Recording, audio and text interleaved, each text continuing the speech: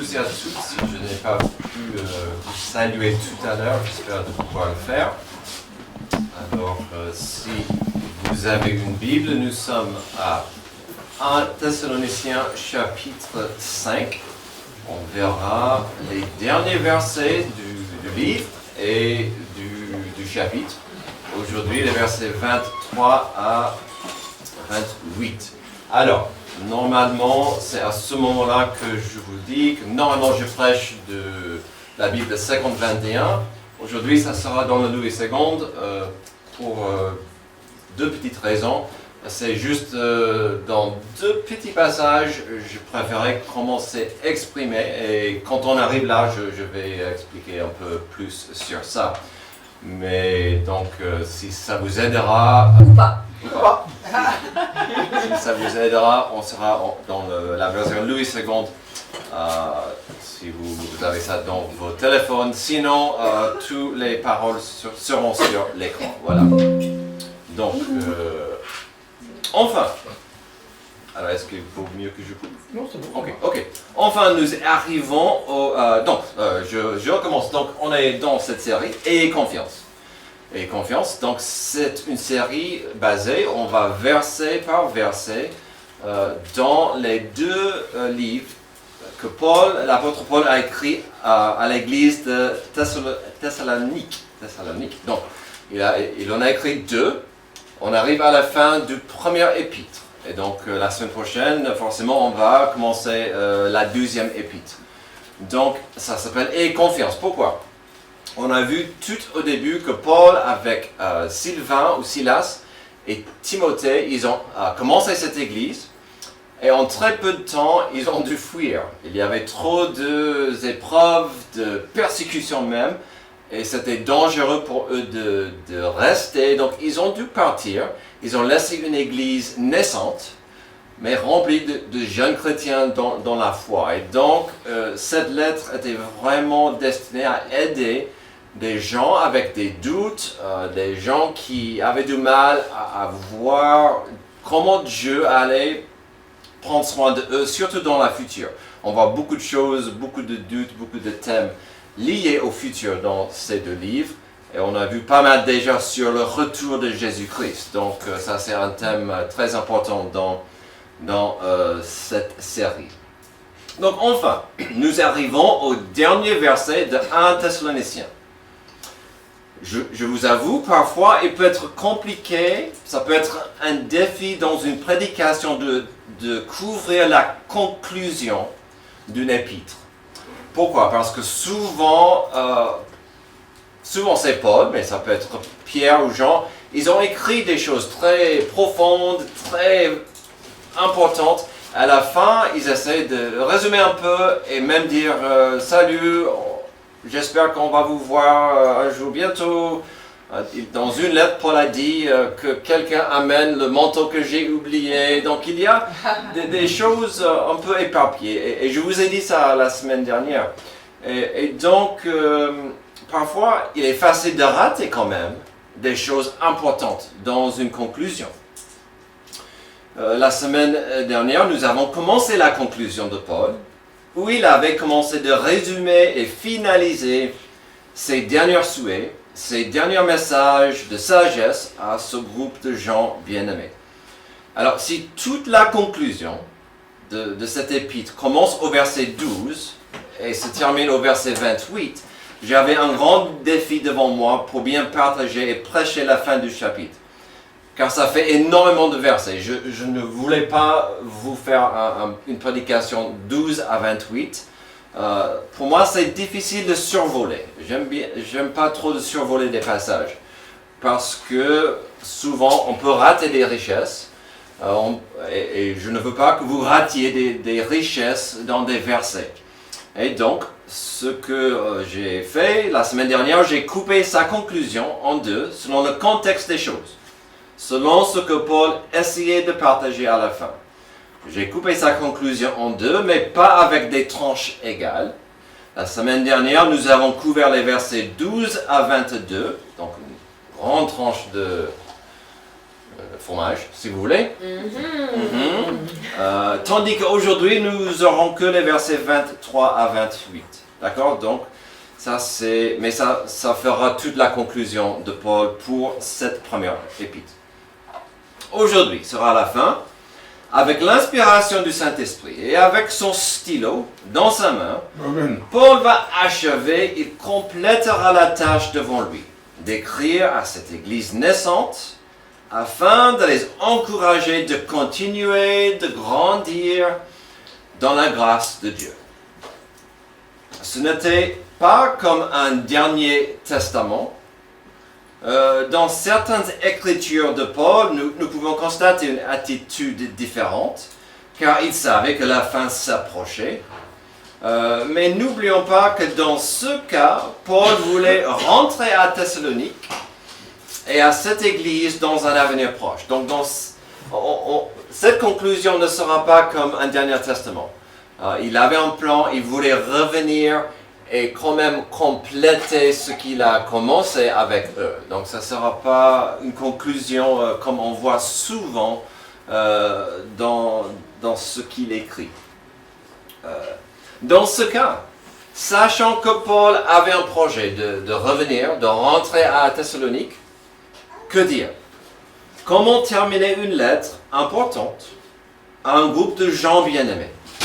Un groupe de jeunes chrétiens dans la foi, mais plein d'espoir et potentiel. C'est simple. C'est simple comment on le fait. Paul terminera avec une demande que ces gens fassent 3 choses. Il va terminer avec cette demande. Est-ce que vous pourriez faire 3 choses? Il demandera la pratique de 3 valeurs précieuses. Il va encourager la présentation ou même la preuve de 3 attitudes, 3 actions capitales. Ces choses restent applicables à nous aujourd'hui, bien sûr. Ces choses seront-elles faciles à faire ou à appliquer? C'est pourquoi j'ai ajouté ça en bas. On verra les 3 choses. Ces 3 choses sont applicables à nous, c'est à nous de les suivre. Est-ce que ça sera facile pour nous d'en faire? À voir. À voir. Peu importe votre âge, peu importe votre histoire avec Dieu ou dans l'Église, peu importe votre niveau de maturité spirituelle, que vous soyez baptisé récemment, ou ça fait un moment, que vous soyez baptisé ou pas, nous pouvons tous apprendre certaines valeurs aujourd'hui qui pourraient nous aider à avancer la lumière de Dieu dans ce monde obscur. Et donc ces 3 valeurs, ces 3 choses que Paul va demander, sont des choses qui peuvent nous aider à avancer, à faire la volonté de Dieu dans ce monde. Alors bien sûr, ces 3 choses tourneront autour de Dieu. Ils vont tourner autour de Jésus-Christ. Jésus-Christ doit toujours rester au centre de notre attention, de nos passions, de nos affaires, de nos vies. Et ce n'est pas toujours facile, bien entendu, de garder Jésus au centre de la vie. Mais Paul le savait, et c'est pourquoi il a terminé son épître comme nous allons voir tout à l'heure.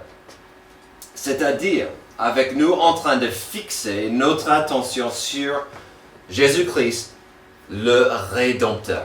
On parle énormément de la rédemption dans cette église. Pourquoi? Parce que Jésus-Christ est venu pour nous racheter de l'esclavage, de la mort et du péché. Et donc, Paul va continuer de dire, gardez votre vision, vos yeux sur Jésus le Rédempteur. Mais plus que ça, de faire en sorte que nos décisions passent par le filtre d'un disciple. Ce n'est pas facile d'être un disciple. Un disciple doit être, si je peux utiliser le gros mot soumission, soumis. Un disciple doit être soumis à son maître. Il va le suivre, il va essayer de faire la même chose que lui, d'appliquer ce qu'il enseigne. Et donc, nous, on veut que cette église soit une église remplie de disciples de Jésus-Christ.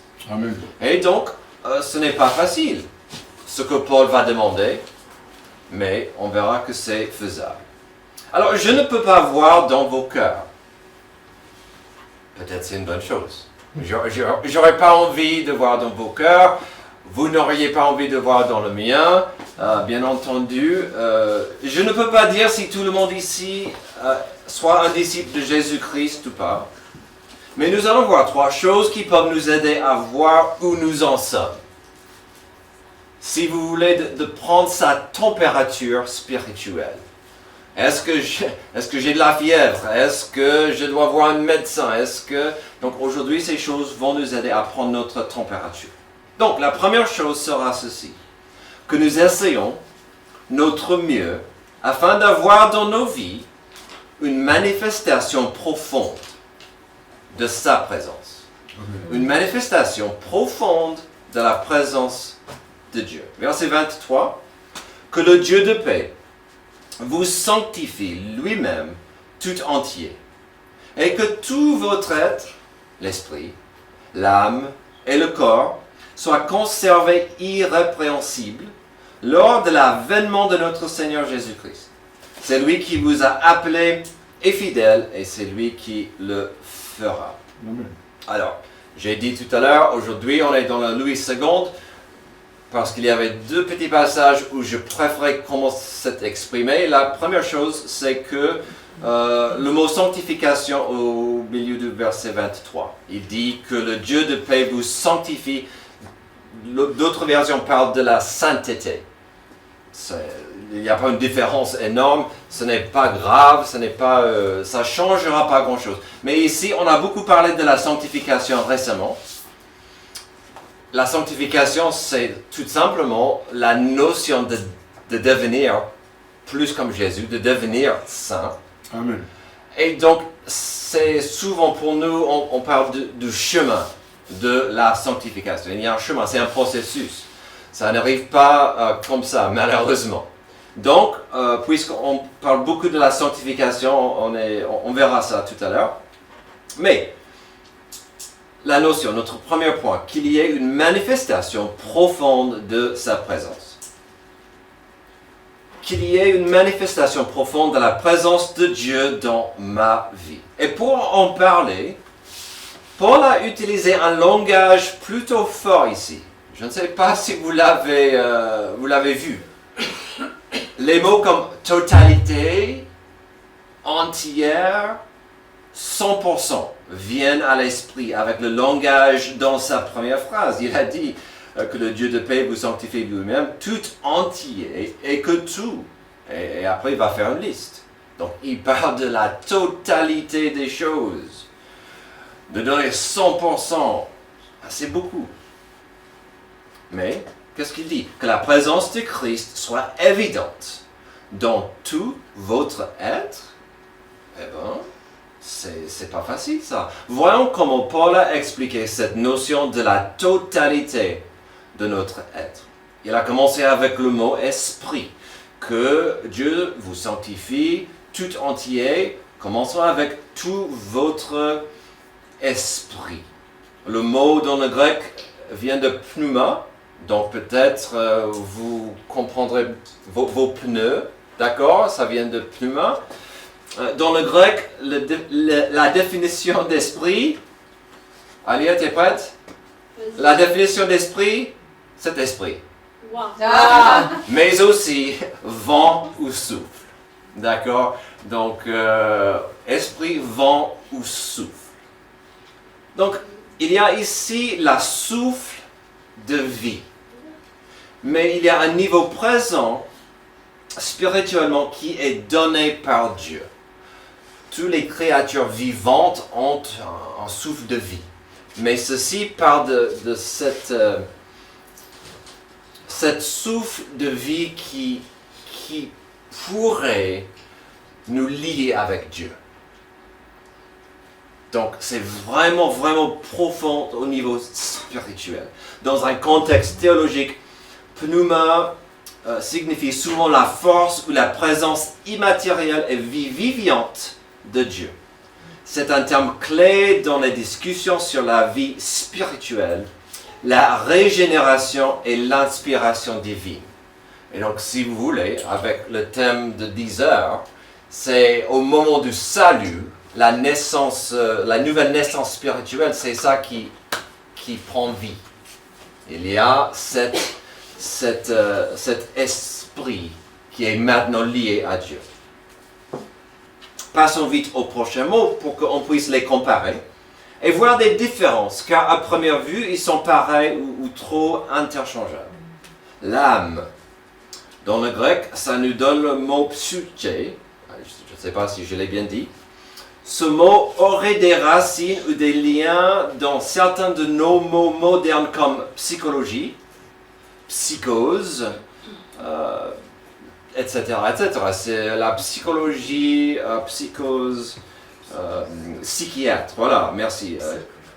À la base, ici, l'âme veut dire le centre des affections et la volonté de la personne. Ou tout simplement la vraie personne elle-même. Souvent, on dit le cœur de la personne. La personne elle-même, le centre de ses affections, sa volonté de la personne. Donc, quelle est la différence entre les deux? L'esprit, le pluma, c'est notre souffle de vie et il s'agit de ce qui rend possible une connexion avec Dieu. L'âme est similaire, mais c'est plus personnel à la personne. C'est vraiment qui vous êtes à jamais pour l'éternité. Mais vous pouvez rester, la personne pourrait rester déconnectée et pas dans ce lien avec Dieu, avec ce deuxième mot. Donc ça, c'est la grande différence. Et donc ça revient à notre sujet de tout à l'heure. Si on est adopté ou pas de Dieu, si on a reçu la naissance nouvelle de Dieu ou pas. J'espère que dans le contexte de ce passage, vous pouvez comprendre des différences entre les deux. Certes, il y a des parallèles et des similarités, mais il y a tout de même des différences importantes. Puis, Paul a quand même ajouté une troisième chose. Un troisième élément qui en est lié et nécessaire à la sanctification. Il a ajouté le corps à tisser. A-t-il choisi l'ordre des trois choses au hasard? Ou est-ce que la liste est composée comme cela exprès? À mon avis, cet effet exprès est important pour plusieurs raisons. Si nous prenons le deuxième mot, tout le monde, l'âme, tout le monde a son âme est éternelle, c'est la personne, le centre de sa volonté. Cette âme est éternelle, au moment de la mort physique, cette âme va quelque part, avec Dieu ou pas, enfer ou au ciel, d'accord? Amen. Mais, le premier, c'est ce qui devient vivante au moment du salut. Et ça nous donne ce lien avec Dieu. Amen. Et cette amitié de paix avec Dieu. Et donc, finalement, ces deux sont, on peut parler séparés, ils sont tellement capitales ensemble, ces deux valeurs, ces deux choses. Mais il y a le troisième, le corps. C'est important que Paul ait ajouté le corps. Nous vivons dans des corps maudits par le péché, mais aussi maudits par notre nature pécheresse. C'est pourquoi Paul écrivait énormément sur la notion de devenir des sacrifices vivants, de crucifier nos désirs charnels. C'est pourquoi il a tellement parlé de l'importance de rendre nos corps à Dieu. Surtout les enfants adoptifs de Dieu doivent rendre leur corps à Dieu pour son service. Mais à quoi ça servait-il si l'âme, le cœur et l'esprit n'est pas d'accord? Donc tout est lié, tout va ensemble. Mais c'est très très important de voir toutes ces choses ensemble. Et donc, qu'est-ce qu'il a dit? Revoyons le verset 23. Que le Dieu de paix vous sanctifie lui-même tout entier, et que tout votre être, l'esprit, l'âme et le corps, soient conservés irrépréhensibles lors de l'avènement de notre Seigneur Jésus-Christ.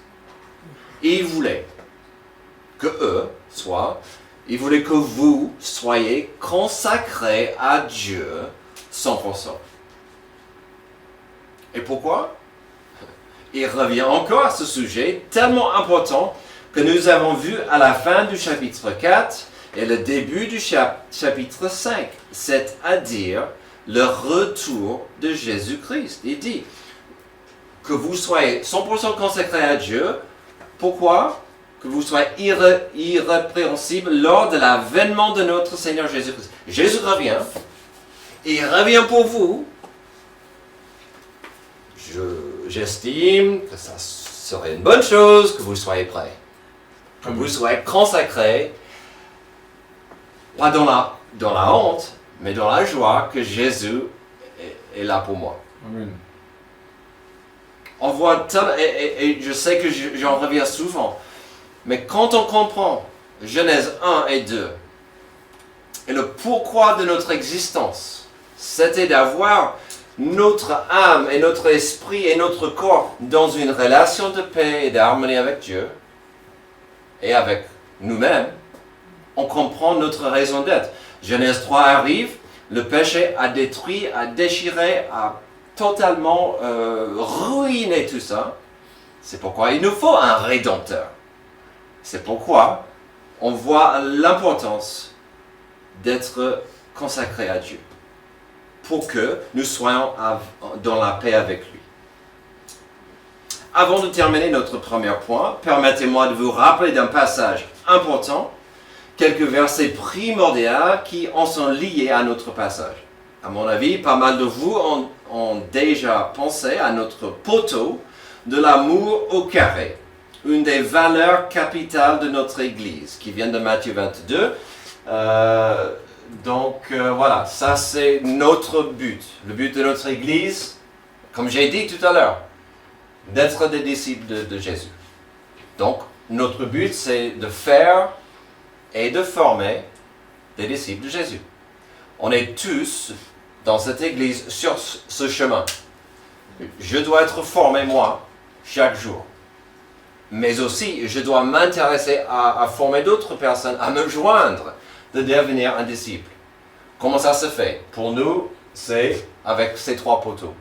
L'amour pour Dieu, un amour très profond, vertical, et un amour pratique, horizontal. Même chose, fidélité à Dieu, fidélité à mon Église, à mes frères et mes sœurs, et le service. Je ne vais pas prêcher sur ces deux poteaux, mais notre premier poteau, à mon avis, qui est le plus important, qui tient les deux autres, vient de Matthieu 22. Ce que Jésus a dit, c'est la fondation de toute la parole de Dieu. Dans le contexte, si vous ne le connaissez pas, quelqu'un essaie de piéger Jésus. Jésus, quel est le verset, la loi le plus important dans toute la parole? Et Jésus dit, ça c'est simple. Ce n'est pas si difficile que ça. Matthieu 22, Maître, quel est le plus grand commandement de la loi? Jésus lui répondit, tu aimeras le Seigneur ton Dieu. Et on voit encore des mots de totalité.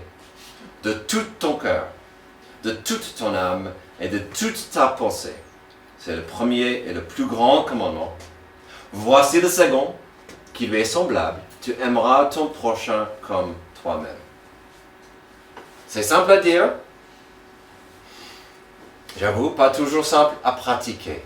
Mais j'ai mon défi pour le jour. À moi. Amen. Ok? Là, Jésus parlait de l'amour. Et l'importance de l'amour profond et pratique que Dieu veut voir de nous. Dans notre passage, Paul a utilisé la même notion, mais pour lui, c'était la sanctification. Paul a pris la même formule pour nous appliquer à la sanctification. Mais il s'agit des mêmes éléments. La totalité de notre âme, de nos corps, de notre esprit. Terminons notre premier point, le petit passage avec le verset 24, car il nous donne un rappel important sur la sanctification. Verset 24, celui qui vous a appelé est fidèle, et c'est lui qui le fera. Il parle de la sanctification. Tout à l'heure, j'ai dit, est-ce que c'est simple? Non. Est-ce que c'est possible? Si je reste attentif et dans l'écoute, oui, soumis à Dieu, je peux avancer dans la sanctification. Est-ce que c'est facile? Est-ce que c'est automatique? Pas du tout. Mais qui en est l'auteur de la sanctification? Qui reçoit la gloire quand on grandit et on avance dans la croissance de la grâce de Dieu? Que dit le verset 24? C'est lui qui vous a appelé est fidèle, et c'est lui qui le fera. Pour l'enfant adoptif de Dieu, qui vous a appelé? Dieu le Père. Qui vous a adopté? Dieu le Père. Pour la personne qui a reçu la nouvelle naissance spirituelle, qui vous a choisi? Nos bonnes œuvres et nos vies sont censées donner gloire à une personne, Dieu le Père. Si Dieu vous a appelé, sachez qu'il est fidèle. Si Dieu est fidèle, il est capable à vous aider à grandir et devenir plus comme Jésus pour sa gloire. Amen. Qui s'appelle la sanctification. Avant d'avancer, permettez-moi de vous montrer un petit verset de Philippiens 1 qui m'a tant rappelé de notre verset de 24. Philippiens 1, 6. Oui, je l'ai mis ensemble. Parce qu'aux Philippiens, il parlait de la sanctification. C'est le même contexte. Je suis persuadé que celui qui a commencé en vous cette bonne œuvre la rendra parfaite pour le jour de Jésus-Christ. Amen. Donc il revient au retour de Jésus et l'importance d'être dans l'écoute de Dieu. Alors revenons à notre passage et la belle conclusion de cette lettre. Paul l'a terminé avec quelques preuves, quelques manifestations pratiques que l'on devrait voir si on veut faire une différence dans ce monde. Il n'a pas mentionné l'importance de parler en langue, il n'a pas terminé avec la notion de faire des miracles. D'abord, il a simplement dit combien il est important que nous ayons une manifestation profonde de la présence de Jésus dans nos vies. Âme, esprit et corps. Ensuite, on peut faire une différence dans ce monde quand il y a une manifestation pratique de son amour. Verset 25. Frères, priez pour nous. Saluez tous les frères par un saint baiser. Alors, le mot amour n'est pas donné ici. Mais ce n'est pas difficile de trouver l'amour dans le verset 25 et le verset 26. Il y a quelques minutes, nous avons parlé du passage qui nous rappelle de l'importance de l'amour au carré, à Dieu et pour son prochain. Dans nos deux versets ici, nous n'avons pas une longue liste, une description exhaustive d'un amour pour son prochain. Mais ce que Paul a dit, c'était magnifique. N'oubliez pas qu'ils étaient séparés de l'Église. Donc Paul, Silas et Timothée, les fondateurs de l'Église, ils étaient séparés de l'Église. Même si Paul avait le désir et un projet de revenir voir l'Église, tout le monde à l'époque devait se contenter avec des lettres, des messages à l'ancien. Alors ici, que pouvait Paul dire à ces jeunes chrétiens vis-à-vis de lui et son équipe? Que pouvait-il, Paul, exprimer à cette église naissante par rapport à lui et Silas et Timothée? Quel était son souhait? Car ils étaient des bébés chrétiens. Que pouvait-il dire pour dire « J'aimerais que vous manifestiez un amour pour nous. J'aimerais voir un amour de votre part à nous. » Qu'est-ce qu'il pouvait dire? Pas grand-chose, sauf « Priez pour nous. » Priez pour nous. Ça, il pouvait faire. Il pouvait faire. Et donc il dit, prie pour nous. Vous ne savez pas ce qu'on est en train de subir, mais priez pour nous. Ça, c'est une preuve. Ça, c'est un geste tellement pratique, tellement basique de votre amour pour quelqu'un d'autre. Si vous allez à Dieu et dire, Dieu, je t'amène un tel devant toi. Je veux que tu bénisses cette personne. Je prie pour cette personne. Peut-être cette personne a un problème. Peut-être cette personne passe par une épreuve. Peut-être cette personne a des doutes, des problèmes de santé. Quel amour, quel geste d'amour de dire, Dieu, je veux que tu agisses dans la vie de cette personne. Et peut-être, tu ne sais même pas des problèmes, des soucis, des épreuves, mais Dieu le sait. Et donc, il dit, prie. Prie pour nous. Et est-ce qu'il y a quelque chose de plus simple et plus belle que de prier simplement la volonté de Dieu pour quelqu'un? C'est magnifique ça. De dire, Dieu, je prie pour un tel, que ta volonté soit faite dans leur vie. Ça pourrait vous changer. Il n'y a pas de promesse que ça va changer la personne pour qui vous priez, mais au moins ça va vous changer. Amen. Dans un moment pénible de ma vie, où j'avais du mal à pardonner quelqu'un qui m'a tant blessé, Dieu m'a dit, et est-ce que tu pries pour lui? Est-ce que tu pries ma volonté pour lui? Chose que j'ai commencé à faire. Et ça a changé ma vie, mon attitude, mon cœur. C'est un petit geste d'amour si vous pouvez prier la volonté de Dieu pour quelqu'un. Si vous ne pouvez pas prier la volonté de Dieu pour quelqu'un, ça montre aussi que peut-être il y a un problème chez vous.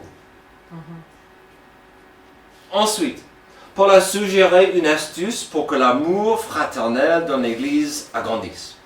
Il a dit saluer tous les frères par un saint baiser. Alors, une autre raison pour laquelle j'ai pris le Louis II, ça dit frère, tandis que d'autres versions disent frères et sœurs. Dans le langage originel, c'est frère, mais c'est vraiment la famille. Frère, la famille spirituelle. Donc, pour garder simple, j'ai pris ça, mais ce qui est important, c'est que vous saluez dans l'amour les frères et les sœurs autour de vous par un saint baiser.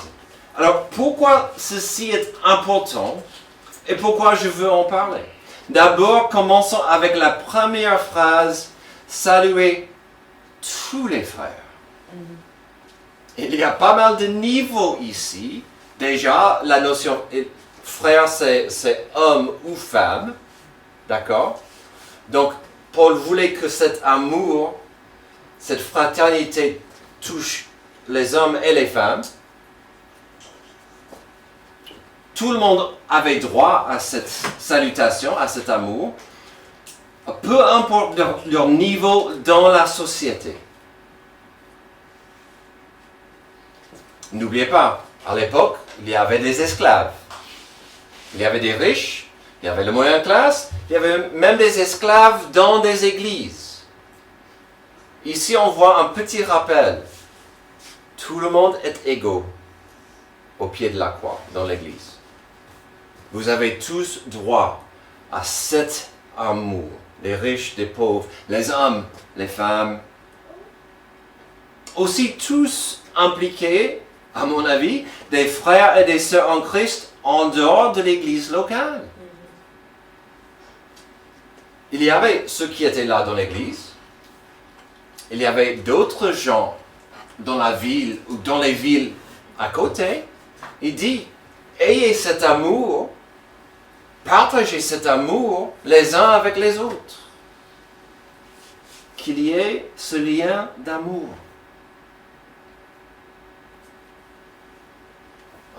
Un saint baiser. À l'époque aussi, il y avait ceci.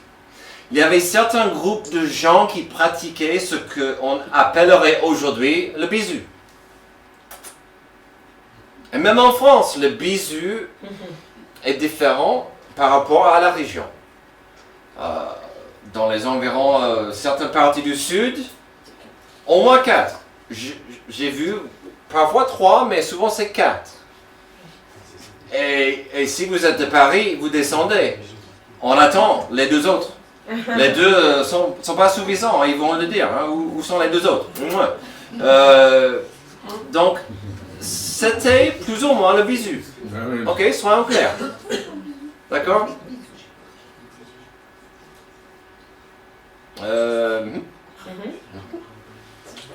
Il y avait 2 choses à saisir ici. Ce n'étaient pas toutes les cultures et les peuples qui le faisaient. Comprenez ça. Il n'y avait pas toutes les cultures qui le faisaient. Donc c'était un peu territorial, un peu dans le cliché de garder des ethnicités séparées. Mais ici, pour les clairs, des Juifs vont donner un bisou aux Grecs. Des Romains feront pareil avec des Africains.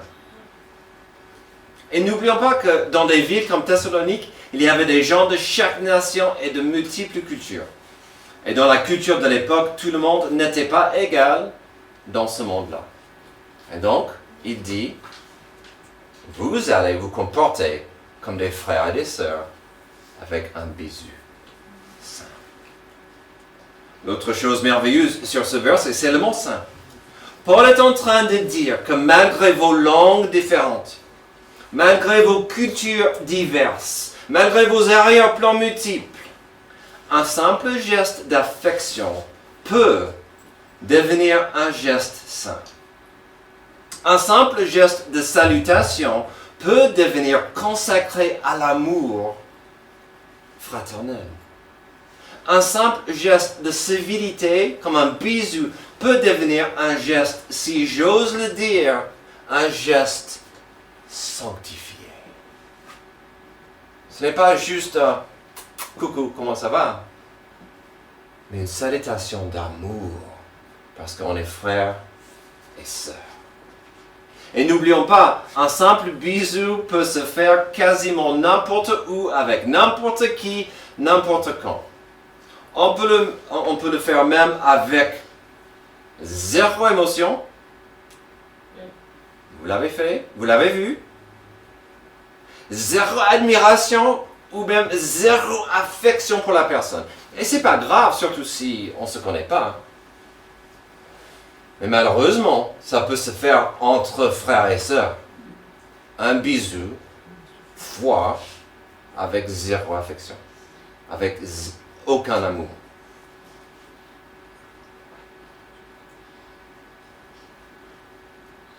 Oui. On peut le faire avec quelqu'un quand ça ne va pas très bien avec eux. Où l'amour fraternel n'est pas sain. Alors, Judas, c'est le meilleur exemple. Mais j'ai vu ce problème dans des églises où il y a un bisou entre des gens qui ne s'aimaient pas.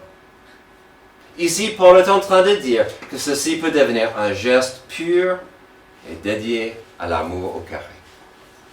Terminons avec notre dernier conseil, notre dernier trésor pratique que Paul a laissé. On peut faire une différence dans ce monde quand il y a une manifestation profonde de sa présence. Ensuite, nous avons vu l'importance d'une manifestation pratique de son amour. Finalement, voyons dans nos vies une manifestation pratique de sa grâce. Verset 27. Je vous en conjure par le Seigneur que cette lettre soit louée à tous les frères, que la grâce de notre Seigneur Jésus-Christ soit avec vous. La semaine dernière, nous avons vu le mot grâce. Pour le mieux comprendre, nous avons vu 2 de ces définitions. Et j'ai dit que c'était mieux d'utiliser les 2 définitions que nous avons vues pour notre passage. Donc rien n'a changé. On va les revoir. Faveur accordée à quelqu'un pour lui être agréable, ou don ou secours surnaturel que Dieu accorde aux hommes pour leur salut. Personnellement, souvent, comme définition simple, je dis la grâce biblique. C'est l'idée toute simple des bienfaits ou des bénédictions de Dieu que nous ne pouvons pas mériter. Amen. Dieu nous bénit, mais c'était imméritable. Je n'ai pas mérité cette bénédiction. Amen. Au verset 27, nous voyons un peu la première définition de grâce. Paul ne voulait pas que l'Église garde cette lettre pour eux-mêmes. Elle était trop riche, trop précieuse, trop utile pour aider des gens à grandir dans le Seigneur. Et donc, la beauté du verset 27 contient deux niveaux. Ça pourrait être destiné pour tous les membres de l'Église locale. Et quand je dis tout, il pouvait y avoir des gens qui étaient absents pendant un moment. Et donc, Paul voulait qu'ils prennent cette lettre et qu'ils partagent avec ses membres qu'on n'a pas vu depuis un moment. Parce que c'était de l'encouragement. Ou comme j'ai dit tout à l'heure, ça pourrait être aux chrétiens un peu plus loin, dans les banlieues de la ville, qui avaient du mal à entrer et venir. Mais la notion c'était partager. Je vous ai envoyé cette lettre, elle est remplie de bonnes choses. Partagez-la.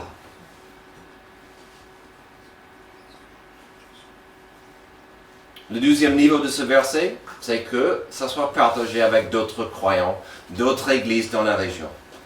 Au lieu de garder ce trésor égoïstiquement pour eux-mêmes, ils voulaient qu'ils comprennent qu'ils avaient la responsabilité de partager le pain de vie qu'ils avaient. J'espère que ça devrait nous rappeler de quelque chose. On a cette responsabilité nous-mêmes de partager le pain de vie avec d'autres gens qui en ont besoin. Au moins de prier, mais en plus, partager la parole avec eux. En parlant de la grâce, Paul a terminé avec ceci au verset 28. Que la grâce de notre Seigneur Jésus-Christ soit avec vous. Il savait bien que la grâce était et serait avec eux. C'était plutôt une bénédiction, une prière pour eux. Dans des moments durs, pendant des épreuves, dans une période de doute, est-ce qu'il y a un rappel plus magnifique que d'entendre que moi, de ma position ici, je ne veux rien plus pour toi que la grâce de Dieu. Ça, c'est un peu comme de prier pour quelqu'un, de dire que la grâce de Dieu vous touche, que la grâce de Dieu te bénisse.